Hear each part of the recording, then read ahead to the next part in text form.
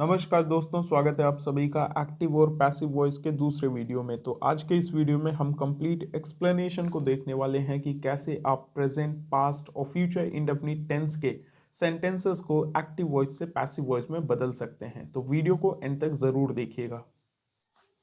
पर उससे पहले अगर आपने एक्टिव वॉइस और पैसिव वॉइस के पहले वीडियो को नहीं देखा है तो आप उस वीडियो को ज़रूर देख लीजिएगा। उस वीडियो में आपको एक्टिव वॉइस और पैसिव वॉइस के बीच में क्या डिफरेंस होता है इस बारे में बताया गया है।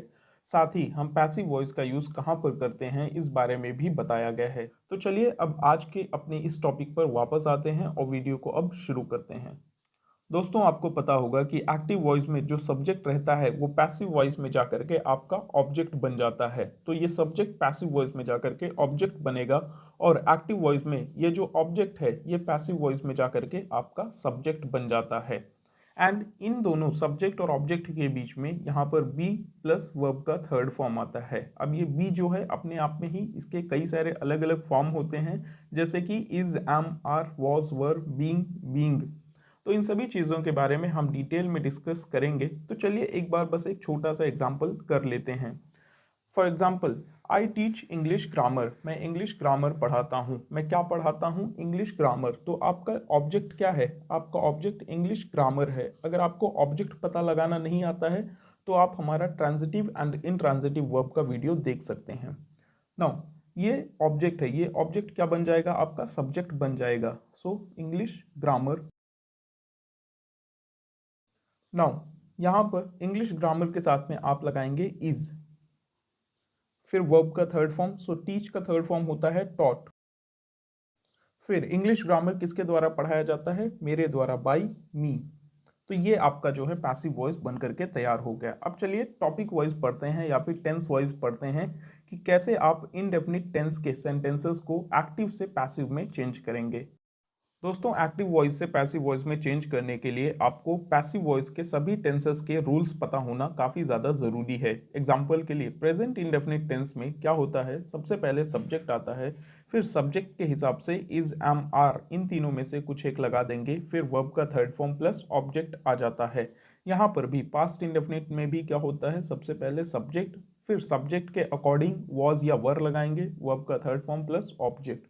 फ्यूचर इंडेफिनिट टेंस में भी सबसे पहले सब्जेक्ट आएगा, फिर विल बी या शल बी आ जाएगा, उसके बाद वर्ब का थर्ड फॉर्म और ऑब्जेक्ट आ जाएगा।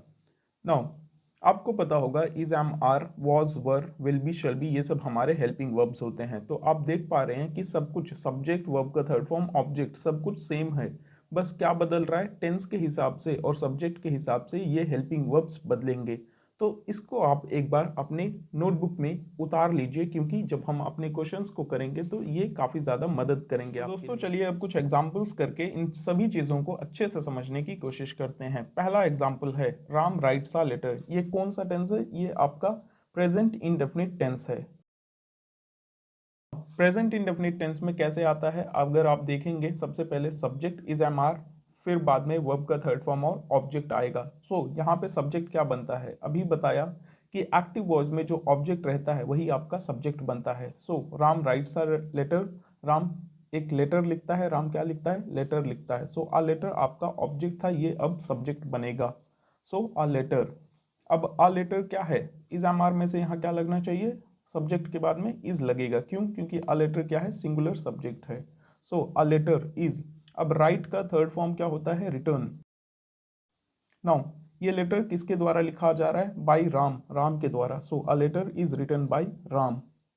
अब दूसरा सेंटेंस है या दूसरा एग्जाम्पल है she washes the clothes in the evening. वो शाम को कपड़े धुलती है। नाउ ऑब्जेक्ट क्या है यहाँ पर? वो क्या धुलती है? कपड़े। सो द क्लोथ्स आपका ऑब्जेक्ट था, ये पैसिव वॉइस में आपका सब्जेक्ट बनेगा, द क्लोथ्स। अब द क्लोथ्स को अगर आप देखेंगे तो ये क्या है? सिंगुलर सब्जेक्ट है कि प्लूरल? तो प्लूरल सब्जेक्ट है, और प्लूरल सब्जेक्ट के साथ हमें पता है आर लगता है प्रेजेंट इंडेफिनिट टेंस में। So the clothes are. Then verb का थर्ड फॉर्म, सो वॉश का थर्ड फॉर्म होता है washed. So the clothes are washed. किसके द्वारा धुले जाते हैं? बाय हर, उसके द्वारा। फिर कब? इन the evening, in the evening. इसी प्रकार से अगला सेंटेंस है आई टीच इंग्लिश ग्रामर। अब इसमें आपका ऑब्जेक्ट क्या है? तो ऑब्जेक्ट आपका इंग्लिश ग्रामर है। सो आई टीच इंग्लिश ग्रामर, तो ये इंग्लिश ग्रामर आपका सब्जेक्ट बन जाएगा पैसिव वॉइस में, English grammar. Now English grammar के साथ में क्या लगेगा, इज एम आर में से, तो इज लगेगा। सो इंग्लिश ग्रामर इज, अब वर्ब का थर्ड फॉर्म, टीच का थर्ड फॉर्म क्या होता है, taught. So English grammar is taught. अब ये इंग्लिश ग्रामर किसके द्वारा पढ़ाया जाता है, by me. So English grammar is taught by मी।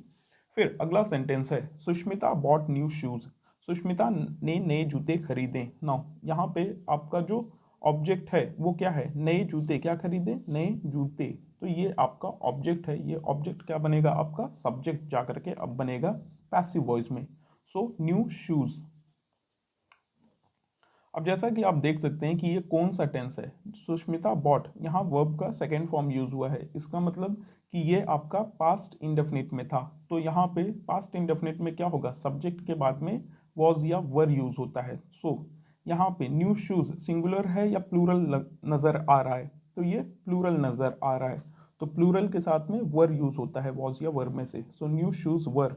अब वर्ब का थर्ड फॉर्म बाई, बाई का थर्ड फॉर्म बॉट होता है। So new shoes were bought. Now किसके द्वारा, बाई सुष्मिता। फिर अगला सेंटेंस है, the big monkey plucked the mangoes, मतलब क्या है, बड़े बंदर ने क्या किया, मैंगोज को तोड़ लिया। सो क्या तोड़ लिया, द मैंगोज। यहाँ पे ये आपका ऑब्जेक्ट है। अब ये ऑब्जेक्ट पैसिव वॉइस में आपका सब्जेक्ट बनेगा, आपको पता है। So the mangoes. अब ये मैंगोज सिंगुलर हैं या प्लूरल हैं, सो ये मैंगोज प्लूरल हैं। सो वॉज या वर में से यहाँ पे वर लगेगा। So the mangoes were. अब यहाँ पे क्या आएगा, वर्ब का थर्ड फॉर्म। सो प्लग का थर्ड फॉर्म प्लग्ड होता है। So the mangoes were plucked, किसके द्वारा, by the big monkey, by the big monkey.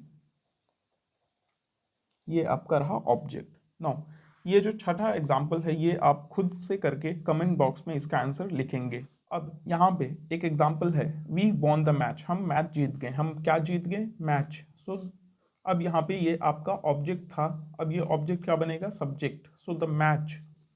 अब ये मैच जो है सिंगुलर सब्जेक्ट है या प्लूरल, सो ये क्योंकि सिंगुलर सब्जेक्ट है तो इसीलिए यहाँ पे वॉज या वर में से वॉज लगेगा। So the match was. अब वर्ब का थर्ड फॉर्म विन, विन का थर्ड फॉर्म वॉन रहेगा। So the match was won. No किसके द्वारा जीता गया था, हमारे द्वारा, बाय अस।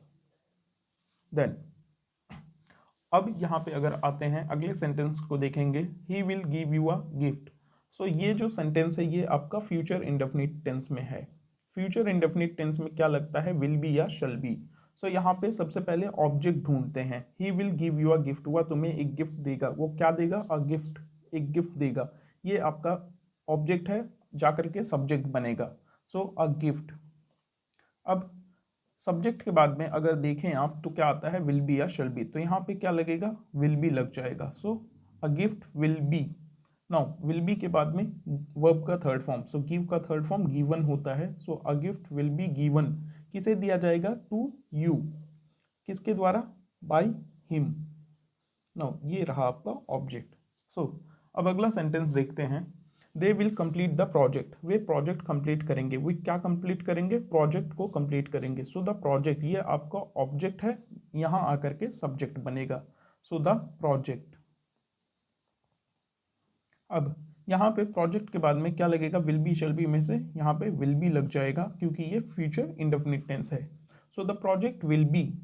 अब यहाँ पे वर्ब का थर्ड फॉर्म, कंप्लीट का थर्ड फॉर्म कंप्लीटेड होता है। So the project will be completed, किसके द्वारा कंप्लीट किया जाएगा, उनके द्वारा, by them. So the project will be completed by them. She will take a photograph, अगला सेंटेंस देखते हैं, she will take a photograph, वो एक फोटोग्राफ लेगी। अब क्या लेगी, एक फोटोग्राफ लेगी। तो ये आपका ऑब्जेक्ट था, यहाँ आएगा तो पैसिव वॉइस में आपका सब्जेक्ट बन जाएगा। So a photograph. इसके बाद यहाँ पे विल बी आ जाएगा। So a photograph will be. Then क्या किया जाएगा, वर्ब क्या है, टेक है। अब टेक का थर्ड फॉर्म टेकन होता है। So a photograph will be taken, किसके द्वारा, by her, by her. Now यहाँ पे हमारे अगले कुछ तीन सेंटेंसेस हैं। मैं चाहूँगा कि आप इन तीनों सेंटेंसेस को भी खुद से करें। इन तीनों सेंटेंसेस का जो भी आंसर आता है वो आप एक बार कमेंट बॉक्स में लिख करके बताएं और अगर कुछ भी गलत रहेगा उसमें तो मैं वो आंसर को सही करने की कोशिश करूँगा या फिर उसे सही करके ही आपको दूंगा। नाउ सो आज के वीडियो में बस इतना ही। आज के इस वीडियो में आपने सीखा कि कैसे आप फ्यूचर इंडेफिनिट, प्रेजेंट इंडेफिनिट और पास्ट इंडेफिनिट इन तीनों इंडेफिनिट टेंसेस के सेंटेंसेस को एक्टिव वॉइस से पैसिव वॉइस में चेंज कर सकते हैं। तो आज के वीडियो में बस इतना ही। आपसे फिर से मुलाकात होगी अगले नेक्स्ट वीडियो में। नाउ टिल देन पढ़ते रहिए। Take care and bye bye.